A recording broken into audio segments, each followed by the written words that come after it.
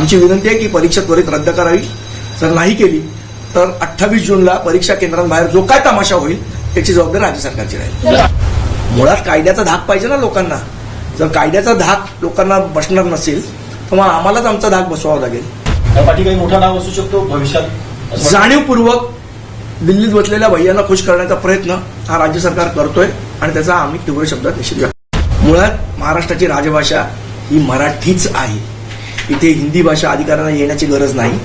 तर अधिकाऱ्यांकडे ज्यांचं काम आहे त्या लोकांना मराठी येणं गरजेचं आहे. राज्य शासनाने राजपत्रित आणि अराजपत्रित गॅझेटेड आणि नॉन गॅझेटेड अधिकाऱ्यांसाठी हिंदी भाषेची परीक्षा ठेवली आहे 28 जून रोजी आणि त्याचे आवेदनपत्र 20 मे पर्यंत भरायचे. एका ठिकाणी आपण सगळ्यांना सांगतोय की मराठी भाषा बोलली पाहिजे, मराठी भाषा शिकली पाहिजे, मराठी भाषा आली पाहिजे.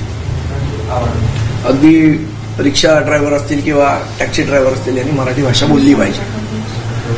त्या परीक्षेला विरोध करणारे लोक आता हिंदी भाषेची परीक्षा राजपत्रित आणि अराजपत्रित अधिकाऱ्यांसाठी कशाला ठेवतायत हा महत्वाचा प्रश्न.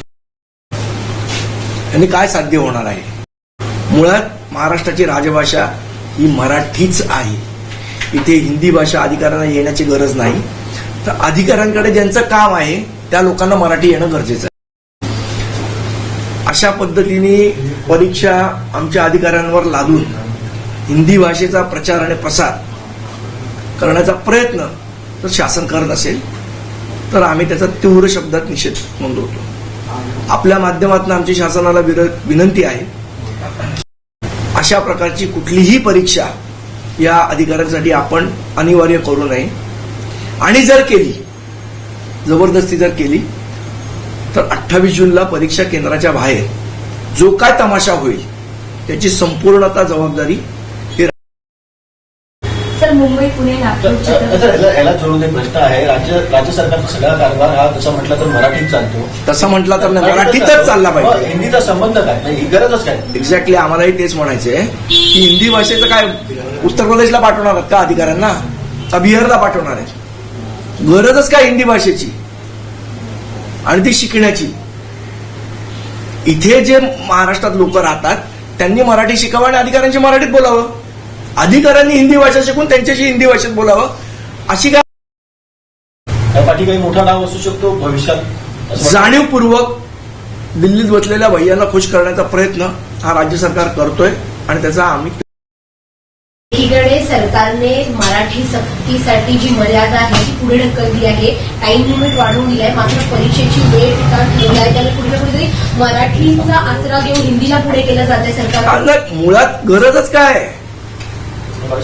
अधिकाऱ्यांनी हिंदी भाषा का शिकावी याचं पहिलं राज्य सरकारने उत्तर द्यावं. त्यांनी मराठी त्यांना येणं अपेक्षित आहे निश्चितपणे, पण हिंदी भाषा येणं अपेक्षित नाही.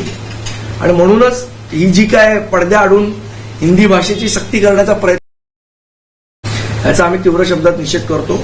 आमची विनंती आहे की परीक्षा त्वरित रद्द करावी. जर नाही केली तर 28 जूनला परीक्षा केंद्रांबाहेर जो काय तमाशा होईल त्याची जबाबदारी. आधी तिसरीपर्यंत आधी लहान शाळेतल्या मुलांना हिंदी सक्ती करण्याचा राज्य सरकारने प्रयत्न केला, जो तुम्ही सगळ्यांनी आरोप काढला. त्याच्यानंतर आता अधिकाऱ्यांना हिंदी शिकवण्याचं बंधनकारक केलं. मला असं वाटतं हे हिंदी भाषेचं आक्रमण जाणीवपूर्वक केलं जात आहे. भारतीय जनता पक्षाचा एक अजेंडा आहे हिंदी हिंदू हिंदुस्तान. त्या अजेंड्याचा हा एक भाग आहे आणि आम्ही हे कदापि होऊ देणार नाही आणि आमचा याला विरोधच राहील. आणि मग काय जर तमाशा राज्य सरकारला पाहिजेच असेल तो घालायची आमची तयारी आहे. हिंदी विरोधाचा जो मुद्दा आहे दक्षिणेमध्ये मोठ्या प्रमाणात दक्षिणेच्या राज्यांमध्ये हिंदी विरोधाचा मुद्दा अनेक वर्षांपासून आहे. तिथे मात्र हिंदी सक्तीकरण केलं जात नाही. महाराष्ट्रातच सातत्याने या गोष्टी का केल्या. महाराष्ट्राची ही जी काय प्रयोगशाळा हिंदीसाठी करण्याचा प्रयत्न करते सरकार ही चुकीचं आहे आणि आम्ही याला कडाडून विरोध करू.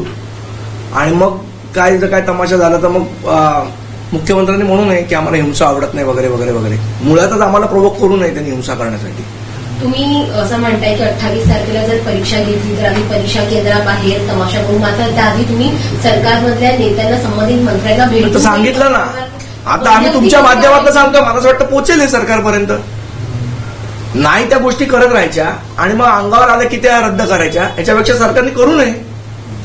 सर, एकीकडे टॅक्सी चालक असतील, रिक्षा चालक असतील, त्यांना तुम्ही म्हणजे हिंदीची सक्ती करतात, म्हणजे मराठी बोला असं बोलतात, आणि शासन जे अधिकारी आहे आणि त्यांना सांगतात तुम्ही हिंदी बोला. म्हणजे तेच आमचं म्हणणं आहे ना की महाराष्ट्रात आलेल्यांनी मराठी शिकणं अपेक्षित आहे, इथे असलेल्या अधिकाऱ्यांनी हिंदी शिकणं अपेक्षित नाही. महाराष्ट्राची राजभाषा ही मराठीच आहे आणि हिंदी ही राष्ट्रभाषा नाही. मुंबई, पुणे, छत्रपती संभाजीनगर, नागपूर या जिल्ह्यात, प्रमुख जिल्ह्यातील ही परीक्षा ठेवण्यात येणार आहे आणि ह्या जिल्ह्यात मराठी शिकवायला नव्हती तर ते हिंदी बघू ना, परीक्षा घेऊन तर दाखव, मग बघूया काय करायचं.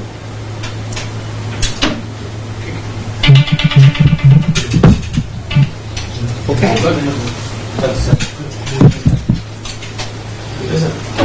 हा बोल. हो कर ना, आणि ते हे पण लाव, बॅनर पण लाव.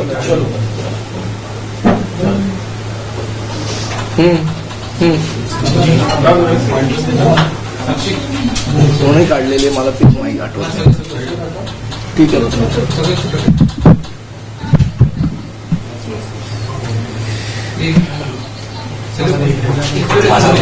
आणखी एक प्रश्न आहे. आसिफ सरोदेंनी काल बाईट दिलाय. केस सध्या आसिम सरोदे करतो आता 11 पर्यंत करतो.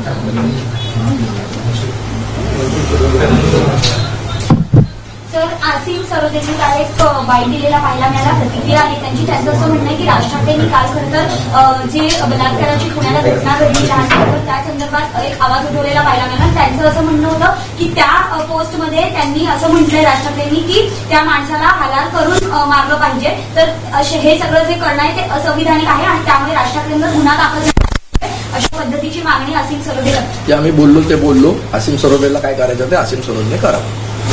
काल महिला अत्याचाराच्या संदर्भात जो कायदा आहे त्यात एक बदल करण्याच्या सूचना मुख्यमंत्र्यांकडून देण्यात आल्या. लैंगिक अत्याचाराची केस ज्या व्यक्तीवर दाखल होईल त्याला पेरून देता कामा नये अशा प्रकारचा बदल कायद्यामध्ये करणार असल्याचं काल मुख्यमंत्री. मला असं वाटतं तो शक्ती कायदा येणार होता. काय झालं? कधी करणार आहे तो त्याची अंमलबजावणी?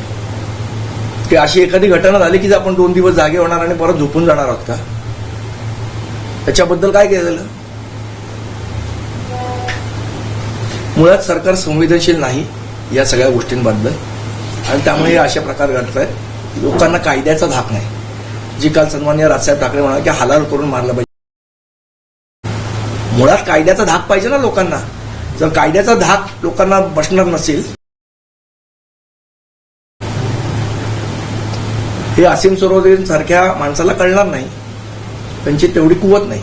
महाराष्ट्र राज्य सरकारच्या भाषा संचालनालयाने राज्यातील राजपत्रित आणि अराजपत्रित अधिकारी व कर्मचाऱ्यांसाठी हिंदी भाषेची परीक्षा अनिवार्य करण्याचा निर्णय घेतलाय. 28 जून रोजी मुंबई, पुणे आणि नागपूर आणि छत्रपती संभाजीनगर या प्रमुख केंद्रांवर या परीक्षेचं आयोजन करण्यात येणार. मात्र मराठी भाषेचा आग्रह धरणाऱ्या महाराष्ट्रात हिंदी भाषेचा हा अट्टहास कशासाठी असा प्रश्न उपस्थित करत आता नवा राजकीय वाद उफाळून आलाय. मनसेचा प्रखर विरोध आणि इशारा या निर्णयावर महाराष्ट्र नवनिर्माण सेनेचे नेते संदीप देशपांडे यांनी अत्यंत कडक शब्दात ताशेरे ओढले आहेत. प्रसारमाध्यमांशी बोलताना ते म्हणाले की महाराष्ट्र राज्याची अधिकृत राजभाषा ही मराठीच आहे आणि तीच असली पाहिजे. अशा प्रकारे आमच्या अधिकाऱ्यांवर परकीय भाषेची सक्ती केली जात असेल तर मनसे ते खपून घेणार नाही. देशपांडे यांनी राज्य सरकारला इशारा दिला की जर ही सक्ती मागे घेतली नाही तर 28 जून रोजी परीक्षा केंद्रांवर होणाऱ्या तीव्र आंदोलनाला आणि परिणामांना सर्वस्वी प्रशासन जबाबदार असेल.